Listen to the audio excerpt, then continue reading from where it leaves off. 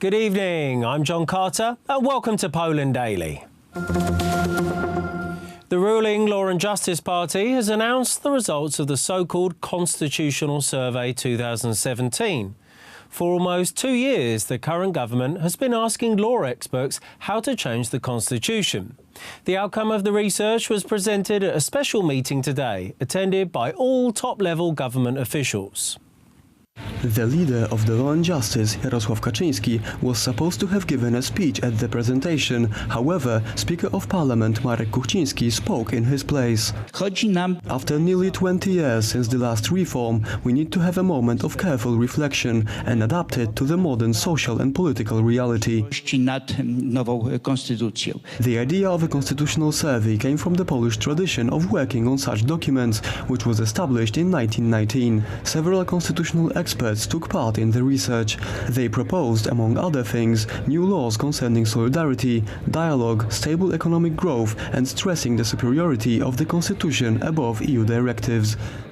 As Professor Anna Łabno stated, the first-generation constitutional laws would remain almost the same, but the most important changes would apply to the third-generation laws.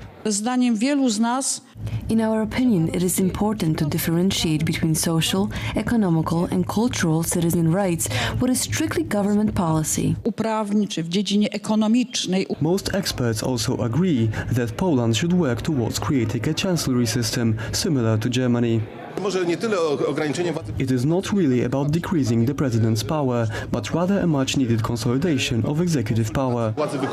Constitutional experts and lawyers are of the opinion that changes to the constitution should be focused on unification of rights and duties of representatives of the executive and legislative power. The constitution should be changed so that it is not open to different interpretations. For example, we recently had a problem between the chancellery of the president and the Ministry of National Defense due to these discrepancies. It shouldn't be a constitution for the year 2020, but a constitution that focuses on Poland's more distant future. We shouldn't create a constitution that will be valid for just 10 years. On May 3, 2017, the President of Poland, Andrzej Duda, announced that he will call a referendum concerning changes to the constitution. The referendum was due to take place on November 11th, on the centenary of Poland regaining independence. However, the idea of a referendum was met with criticism from most members of the ruling Law and Justice Party. The Secretary-General of Civic Platform, Stanisław Gawłowski, has been detained for 3 months on suspicion of corruption. The suspect refused to comment on the situation after leaving the courtroom. Councillor Roman Giertych, Gawłowski's attorney, was more effusive. This is a very bad decision. In my opinion, Polish politics changed today. The judge told us that we managed to show discrepancies, but she, and I quote, had too little time to analyze the whole case. Gawłowski was charged on 5 counts, including 3 associated with corruption. On Friday, the prosecution filed 5 charges against the Member of Parliament. These included accepting financial gain of at least 175,000 zloty, accepting financial gain in the form of 2 watches worth at least 26,000 zloty, soliciting a financial gain of 200,000 zloty, declassification of undisclosed information, and plagiarizing a doctoral thesis. The leader of the Civic Platform, Grzegorz Schetyna, announced yesterday on Twitter that an emergency board meeting will be held in Szczecin today. According to Schetyna, the actions of the prosecutor's office are unjustified. I want to state very clearly that we perceive this entire issue, especially the court's decision and the successive justification, as the beginning of the Law and Justice Party's electoral campaign. We see it as an attack on the political opposition, an attack on the Civic Platform. These are Belarusian standards.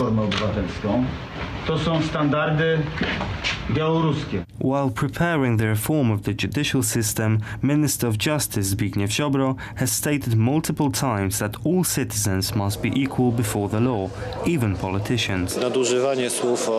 Using excessive words about a political prisoner or invoking a so-called Belarusian standard is highly inappropriate. In its essence, such actions are meant to diverge from the main issue. And the main issue is that MP Gawłowski was charged with very serious accounts of corruption. Prominent Civic Platform politicians have always underlined that the judicial branch is autonomous, unless, of course, when it pertains to a member of the party. Yesterday, at the National Shrine of Our Lady of Częstochowa in Doylestown, Pennsylvania, ceremonies were held to commemorate the Katyn massacre and Smolensk disaster. The ceremonies were attended by former Minister of Defense Antony Macierewicz and US Congressman Brian Fitzpatrick. Antony Macierewicz is currently the chairman of the State Commission to reinvestigate the Smolensk disaster. Poland and the United States are close allies in NATO. In his speech, Antony Macierewicz described the state of Polish-American strategic relations with focus on the recent purchase of Patriot defense system and the location of American troops on Polish soil. Macierewicz expressed his hope that the US President Donald Trump will support Polish efforts to retrieve the wreckage of the Polish Air Force One, which crashed in Russia at Smolensk airport, killing the Polish president and 95 other Polish high-ranking officials. The plane wreckage is still in Russian possession, and the investigation cannot be positively concluded. The meeting was attended by Pennsylvania Congressman Brian Fitzpatrick, who received the report of the investigating commission. The copy of the report is available in English at the link on the screen. 66 years ago, Polish war hero Brigadier General Emil August Filadorf, commonly known as Nil, was sentenced to death by communists in a show trial. He was hung on February 24, 1953. General Nil was a commander of the Polish Underground Special Forces of the Home Army. Apart from his bravery on many front lines during the Second World War, he was also well known for organising assassinations of the cruelest Nazi officers in occupied Poland.